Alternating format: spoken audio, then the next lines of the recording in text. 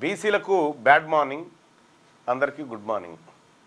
ఇక్కడ నిన్న political affairs committee అలాగే కాంగ్రెస్ పార్టీ ముఖ్య నాయకులంతా గాంధీ భవన్లో కూర్చొని 42% రిజర్వేషన్కు జీవ సమాధి చేసిరు. మంగళంబారి దింపుడు గల్లెం ఉంటుంది చూడు, అక్కడికి తెచ్చి ఆపిండి ఇప్పుడు ముఖ్యమంత్రి రేవంత్ రెడ్డి గారు. 42% రిజర్వేషన్ ఇవ్వకుండా మేము ఎన్నికల్లోకే రాము, 42% రిజర్వేషన్ బీసీలకు ఇచ్చినాకనే వస్తాం అని డాంబికాలు పలికినటువంటి నాయకులంతా 42% రిజర్వేషన్కు పాడగట్టి ఇప్పుడు కాష్టాల గడ్డ తీసుకుపోతా ఉన్నారు. మధ్యలో దింపుడు గల్లెం కాడ దింపి పొన్నం ప్రభాకర్ను ఆ తర్వాత మహేష్ కుమార్ గౌడ్ను వీళ్ళందరినీ ఏడ్చినట్టు యాక్టింగ్ చేయమంటే వాళ్ళు యాక్టింగ్ స్టార్ట్ చేసిరు. ఆల్రెడీ కూ అని పిలుస్తూ ఉన్నారు. లేవు 42% లేవు అని అంటూ ఉన్నారు. అయిపోయింది దాని పని. నేను మొదటి నుంచి చెప్తానే ఉన్నా జరిగేది ఇదే ఇదే ఇదే ఇదే ఇదే ఇదే అని. జానారెడ్డి ఎప్పుడైతే ఎంటర్ అయిండో, జానారెడ్డి ఎప్పుడైతే ఈ డిస్కషన్లోకి ఎంటర్ అయిండో అప్పుడే దానికి జీవ సమాధి కార్యక్రమాన్ని ప్రారంభించారనేది నేను కుండ బద్దలు కొట్టినట్టు 6 నెలల కింద చెప్పిన. ఈ రెడ్లు మనకు రిజర్వేషన్ ఇవ్వరు,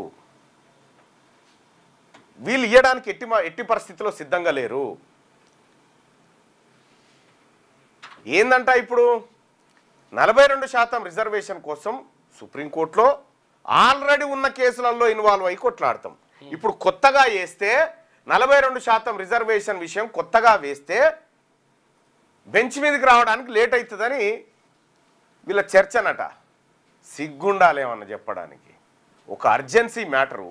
ఇక్కడ హైకోర్టు సెప్టెంబర్ 30లోగా ఎన్నికలు నిర్వహించాలని చెప్పి హైకోర్టు చెప్పినప్పుడు పరిస్థితుల్లో సుప్రీంకోర్టు ముందుకు దాన్ని తీసుకుపోయి ఇక్కడ మాకు అర్జెన్సీ ఉందని అడిగితే ఒక్కటే రోజులో బెంచ్ మీదకి వస్తుంది.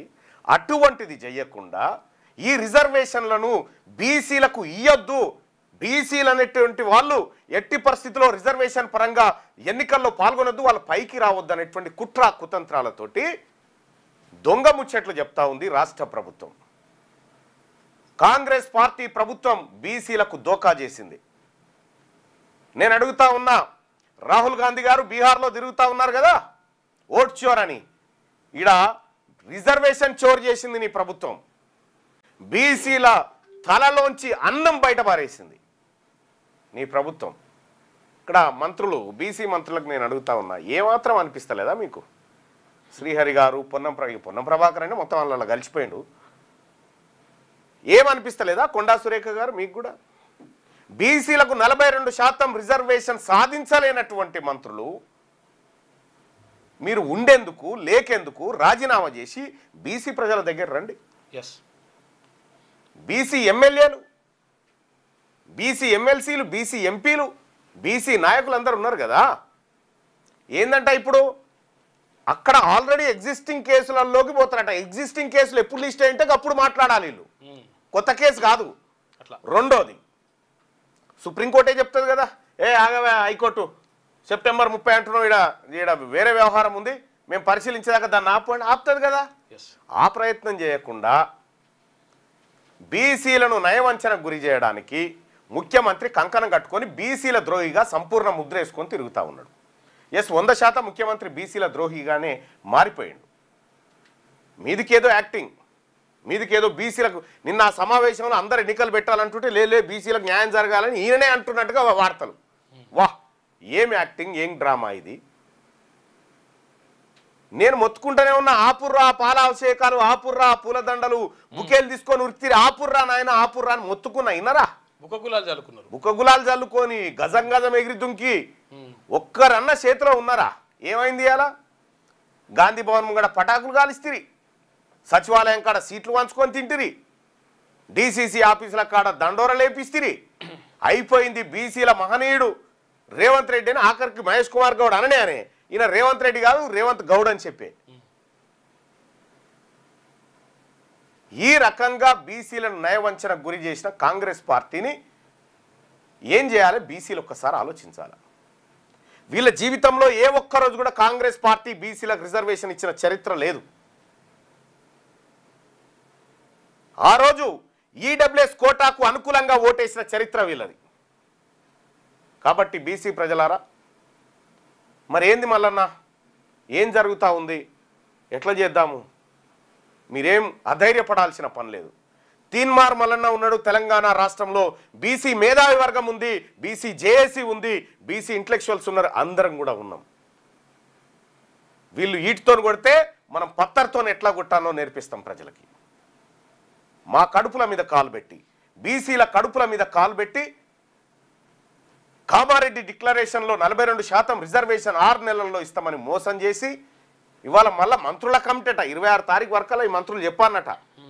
ఉత్తమ్ కుమార్ రెడ్డి గారు, భట్టి గారు, పొన్నం గారు, సీతక్క గారు, శ్రీధర్ బాబు గారు వీళ్ళందరూ కూర్చొని బీసీల రిజర్వేషన్ మీద ఫైనల్ రిపోర్ట్ అన్నట్టుగా ఏం లేదు, డెత్ సర్టిఫికేట్ తయారు చేయమని చెప్పిండు వాళ్ళకు. అంతే. ఈ మంత్రుల కమిటీకి బీసీ రిజర్వేషన్ డెత్ సర్టిఫికేట్ తయారు చేయండి నాయన అని చెప్పి అప్పచెప్పిండు నిన్న రేవంత్ రెడ్డి. ఇంత ద్రోహం, ఇంత నయవంచన ఎక్కడ ఉండదు. ఇవాళ సెప్టెంబర్ 30 తారీఖు కల్లా ఎన్నికలు నిర్వహించాలని చెప్తున్నావు. మళ్ళీ కోర్టుకు పోయి నాకు ఇంకా సమయం కావాలంటే ఏదా? ఇప్పుడున్న పరిస్థితులను వివరిస్తే ఇస్తుంది. కానీ వీళ్ళ ఇంటెన్షన్ పుట్టుక్కున్న వీళ్ళకి 42% రాగల్లా. ఈ యాక్టింగ్ అంతా, ఈ ధర్నాలు, డ్రామాలు. నేను అడుగుతా ఉన్నా రాహుల్ గాంధీ, आप कह रहे हैं बिहार में वोट चोर के बारे में, इधर अपना सरकार रिजर्वेशन चोरी किया, रिजर्वेशन चोरी किया. आपने जो वायदा किया हमारा बीसी परिवार लोगों को 42% रिजर्वेशन, वो खत्म कर दिया अपना चीफ मिनिस्टर. इसके में वोट चोर के बारे में आप बार बार कहते ना, अभी बात करो. तेलंगाना मॉडल बात करो. राहुल गांधी जी, वोट चोर वर्सेस रिजर्वेशन चोर. रिजर्वेशन चोर है, कांग्रेस पार्टी ने रिजर्वेशन चोरी किया. हमारा रिजर्वेशन, हमारा हिस्सा.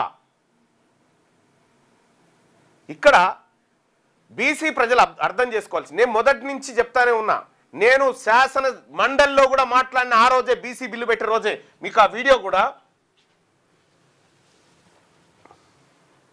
ఒక్కసారి చూడండి. తీన్మార్ మల్లన్న వట్టిగా మాట్లాడలే నేను.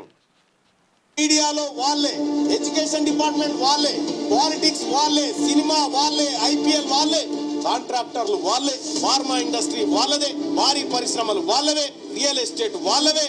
మేము ఏడున్నాం సార్? ఇంకా మా బీసీలకు కంట్రోల్ బియ్యం, Indira mill, 2000 pension, Aarogyasri card sustain అవుతుంది. ఈ రాజ్యాంగం మాకు చెప్తా ఉంది, మిమ్మల్ని పైకి తీసుకొస్తామని చెప్తా ఉన్నది. ఈ బిల్లు ద్వారా పోయి 42% రిజర్వేషన్ వస్తుందా అధ్యక్ష? గుండె మీద చేసుకొని చెప్పమని ఇక్కడ ఉన్న వాళ్ళని. ఇది సాధ్యమయ్యేదేనా? ఎంతవరకు సాధ్యమని చెప్పడం ఒకసారి ఆలోచన చేయండి అధ్యక్ష. ఇది ప్రజలను మభ్యపెట్టడానికి కాకపోతే దేనికోసం అధ్యక్ష? ఇది రాజకీయాల కోసం కాదా? అందుకే ఈ వేదిక నేను చెప్తా ఉన్నా అధ్యక్ష, ఈ వాటాల ద్వారానో, ఈ కోటాల ద్వారానో కాదు అధ్యక్ష, ఈ తెలంగాణ రాష్ట్రంలో, ఈ దేశంలో బీసీలు అధికారంలోకి వచ్చినప్పుడే వాళ్ళ బతుకులు మారుతాయని తమ ద్వారా తెలియజేసుకుంటూ, నేను చెప్పిన దాంట్లో అక్షరం కూడా అబద్ధం లేదు. అక్షరం కూడా. వీళ్ళు దొంగ నాటకం ఆడుతున్నారు. ఈ బిల్లుల ద్వారా, ఆర్డినెన్స్ల ద్వారా దొంగ నాటకం ఆడుతూ ఉన్నారు. స్వతంత్ర కమిటీ పేరుతో మోసం చేస్తూ ఉన్నారు, డెడికేషన్ కమిటీ అని మోసం చేస్తూ ఉన్నారు, ధర్నాల పేరుతో మోసం చేస్తూ ఉన్నారని పదే పదే పదే పదే చెప్తూ వస్తూ ఉన్నాయి బీసీ సమాజానికి. ఇవాళ బీసీ సమాజం కూడా అర్థం చేసుకుంది. ఎస్, మల్లన్న చెప్పేది కరెక్ట్, మల్లన్న 100% కరెక్ట్ చెప్తున్నా అనేటువంటి కంక్లూజన్కి ఇవాళ బీసీలు వచ్చారు. బీసీ ప్రజలారా, వీళ్ళు డెత్ సర్టిఫికేట్ తయారు చేస్తున్నారు 42% రిజర్వేషన్కి. నన్ను ఏం చేయమంటారో చెప్పండి. మీరే డిసైడ్ చేయండి. మీరు చెప్పండి ఏం చేయమంటారు.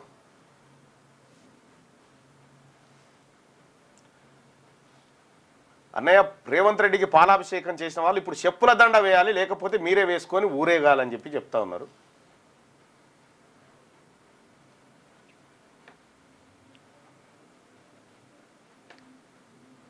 అన్న, గ్రౌండ్లో ప్రజలు రెడీగా ఉన్నారు మన పార్టీ కోసం అని చెప్పి చెప్తా ఉన్నారు. ఓకే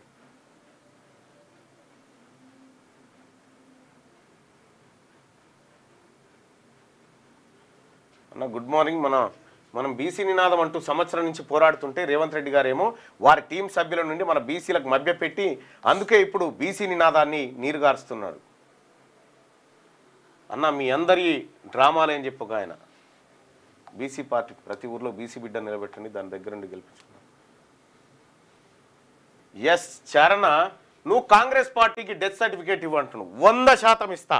కాంగ్రెస్ పార్టీని నా బీసీల కుత్క పైన కాలు పెట్టి తొక్కి చంపినటువంటి కాంగ్రెస్ పార్టీని నామరూపాలు లేకుండా ఈ ఈ ఈ తెలంగాణ గడ్డ మీద చేసి చూపెడతాం. బీసీల సత్తా ఏందో చూపిస్తాం. మీకు పుట్టగతులు రాజకీయ పుట్టగతులు లేకుండా చేసేటువంటి పరిస్థితి ఖచ్చితంగా తీసుకొస్తాం. ఎక్కడ ఇప్పటికీ నా జాతుల్లో 89-90 కులాలకు ఇప్పటిదాకా అసెంబ్లీ ఆడుందో తెలియదు. అసెంబ్లీ ఆడుందో తెలియదు. ఎన్నో పేద కులాలు కనీసం సర్పంచ్ కూడా పోటీ చేయలేనటువంటి పరిస్థితిలో ఉంటే వాళ్ళని మభ్యపెట్టి వాళ్ళని మోసం చేసి వాళ్ళ ద్వారా ఓట్లు దొబ్బుకొని రాహుల్ గాంధీ, మిస్టర్ రాహుల్ గాంధీ, నీ ఒపీనియన్ ఏందో చెప్పు దీని మీద. రాహుల్ గాంధీ మాట్లాడాలి. ఇప్పుడు రాహుల్ గాంధీ గారు మాట్లాడాలి. దేశం మొత్తం గురించి మాట్లాడుతున్నాం. ఈ దేశం మొత్తం గురించి మాట్లాడుతున్నాం. తెలంగాణ ప్రాంతంలో ఉన్నటువంటి బీసీల హక్కులను కాంగ్రెస్ పార్టీ సజీవ సమాధి చేసింది. దీని గురించి నువ్వు మాట్లాడు. 42% రిజర్వేషన్ ఇవ్వకుండా నీ పార్టీలో ఉన్నటువంటి అగ్రవర్ణ సీఎం, అగ్రవర్ణ నాయకులందరూ కూడా మా బీసీల కడుపు పైన కాలు పెట్టిర్రు. ఇది 100% అన్యాయం. కాంగ్రెస్ పార్టీ పైన బీసీ ప్రజల యుద్ధం మోగిస్తాం. ఇక ఈ పాలాభిషేకాలు, ఈ ప్రశంసలు, ఈ పూల గుత్తులు పట్టుకొని పోయినటువంటి బీసీ నాయకులకు కూడా రిక్వెస్ట్ చేస్తా ఉన్నా, అన్నా దండం పెడుతున్నా, మళ్ళా బతుకం మళ్ళా జన్మ లేదు, గుర్తుపెట్టుకోరి. ఏమన్నా చేస్తే ఈ బీసీ ప్రజల కోసం ఇప్పుడే చేద్దాం. బీసీ ప్రజల కోసం రండి. నేను 1000 మెట్లు దిగైనా మీ కాళ్ళ దగ్గరకు వచ్చైనా సరే మిమ్మల్ని బతిలాడడానికి సిద్ధంగా ఉన్నా. మీరు పొరపాటున అమ్ముడు పోకండి, అగ్రవర్ణాల చేతుల్లో కీలుబొమ్మలు కాకండి. రండి. మన ప్రజలు మన కోసం వెయిట్ చేస్తున్నారు. మన ప్రజలు మన కోసం ఆలోచిస్తూ ఉన్నారు. 26 తారీఖు నాడు మంత్రులు ఇచ్చే కమిటీ రిపోర్టే బీసీల 42% డెత్ సర్టిఫికేట్. అది 42% రిజర్వేషన్ కు డెత్ సర్టిఫికేట్ రాస్తా ఉన్నారు వాళ్ళు. బీసీ మేధావులందరినీ, బీసీ యువతను, బీసీ ఎవరైతే కవులు, కళాకారులు, ఉపాధ్యాయులు, సింగరేణి కార్మికులు, ఆర్టీసీ కార్మికులు, తెలంగాణ రాష్ట్రంలో ఉన్నటువంటి సమస్త బీసీ నాయకులకు, బీసీ ఉద్యోగస్తులకు అందరికి కూడా చేతులెత్తి దండం పెట్టి చెప్తా ఉన్నా, నవార్ నెవర్. ఎప్పుడు కాకపోతే ఎప్పుడు కాదు. మనము చనిపోయిన తర్వాత కూడా మనకు చరిత్ర ఉండాలి. ఆ చరిత్రలో మనం అందరం కూడా భాగస్వాములుగా ఉండాలి. దయచేసి దండం పెట్టి చెప్తా ఉన్నా, ఇక వీళ్ళ కథ మనకు అర్థమైపోయింది, వీళ్ళ భాగవతం మనకు అర్థమైపోయింది. నువ్వే ఎట్లా పసిగట్టినవు? మళ్ళా ఇది ముందే చెప్పినావు కదా, ఇది 4 నెలల కింద మార్చిలోనే చెప్పినావు కదా ఈ కుట్ర కుతంత్రాల మీద. ఎట్లా అంటే నేను చెప్పే సోదరులారా వినండి. ముఖ్యమంత్రి గారి అసెంబ్లీ స్టేట్మెంట్ మీరు గమనించిరా? అందులో ఎంత ఒత్తిడి ఉన్నా కులగణన చేసిన అనే మాట చెప్పిండు. ఎంత ఒత్తిడి ఉన్నా కులగణన. ఎక్కడుంది ఆ ఒత్తిడి? ఎక్కడ కులగణన చేయొద్దని ధర్నా చేయలే. ఏ పార్టీ కులగణనకు వ్యతిరేకంగా మాట్లాడలే. ఏ పార్టీ కూడా కులగణనను వ్యతిరేకించలే. ఒత్తిడి ఎక్కడి నుంచి వచ్చింది? ఒత్తిడి వచ్చింది జానారెడ్డి అగ్రవర్ణాల నుంచి. ఈ మాట మనకు చెప్పలే. చెప్పకుండా ముఖ్యమంత్రి గారు ఆ రోజే బీసీల పట్ల విషాన్ని నింపుకొని తయారై ఉన్నాడు. కాబట్టి బీసీ ద్రోహులైనటువంటి వీళ్ళని, బీసీ నయవంచకులైనటువంటి వీళ్ళని రాజకీయంగా సమాధి చేస్తే తప్ప బీసీలకు బతుకులు మారాయి. బీసీ ప్రజలారా తేలిపోయింది. శత్రువు ఎవడో చెప్పిన, నేను శత్రువుకు మనకు మధ్యలో గీత గీసిన, శత్రువు అక్కడున్నాడు మనం ఇక్కడున్నాడని చెప్పిన, ఇన్నేళ్ల దశాబ్దాల పోరాటంలో బీసీల శత్రువు ఎవడో గీత గీసి వాడిని అవతలకి నిలబెట్టి నీ ఓటే వద్దుపు అని చెప్పిన, ఇవాళ యువతల వైపు బీసీలను నిలబడ్డం, బరిగీసి ఈ యుద్ధం చేయాల్సిందే. పార్టీలు బీటీలన్నీ వదిలేసేది. పార్టీలు, వివిధ పార్టీలలో ఉన్నటువంటి బీసీ నాయకుల ఏ పార్టీ లేదు. మనమంతా ఒక్క తల్లి పిల్లలం. మనల్ని భారత రాజ్యాంగమే తరగతిలో వాళ్ళు ఒకే తరగతి వాళ్ళని చెప్పింది. కాబట్టి బీసీలంతా ఒక్కటే. బీసీల పేరు మీద బీసీలకు పార్టీ పరంగా ఇవ్వాలి అని డిమాండ్ చేసే బీసీ ద్రోహులు ఎవరైతే ఉన్నారో వాళ్ళ దిష్టి బొమ్మలు తగలబెట్టండి. ఇంత నయవంచన ఇంత మోసమా? మాట్లాడరా? ఎన్ని రోజులు బతుకుదాం అనుకుంటారు భూమి మీద? ఎన్ని రోజులు బతుకుతారు ఇంకా? ఇది తేల్చుకోవాల్సినటువంటి యుద్ధం. 26 తారీఖు రోజు మంత్రుల కమిటీ ఇచ్చే రిపోర్ట్ తర్వాత నేను ఇంకా స్పష్టంగా మాట్లాడతా. ఆ రోజు కార్యాచరణ చెప్తా. ఎల్లుండే ఆ రోజు కార్యాచరణ చెప్తా. ఈలోపు కొన్ని కార్యక్రమాలు ఉన్నాయి, పార్టీకి సంబంధించినటువంటి కార్యక్రమాలు అవి ఉన్నాయి. ఆ కార్యక్రమాల్లో వీళ్ళని నమ్మకనే నేను నా పనిలో ఉన్నా. వీళ్ళని నమ్మలే, వీళ్ళ జోలికి పోలే. అందుకోసమే ప్రజలారా, ఖచ్చితంగా బీసీల పార్టీ వస్తుంది. ఎన్ని కుట్రలు కుతంత్రాలు చేసి బీసీలను అనగదొక్కాలని చూసిన వీళ్ళెవరైతే ఉన్నారో వీళ్ళకు ఆ గతి తీసుకొస్తాడు. ఎంతో మంది ఎంబీసీ కులాలు, ఎంబీసీ ప్రజలు, ముస్లిం మైనారిటీలు, పేద వర్గాల ప్రజల కన్నీళ్లు గారుస్తుంటే ఆ కన్నీళ్లతోని వీళ్ళు డ్రామాలు ఆడుతున్నారు.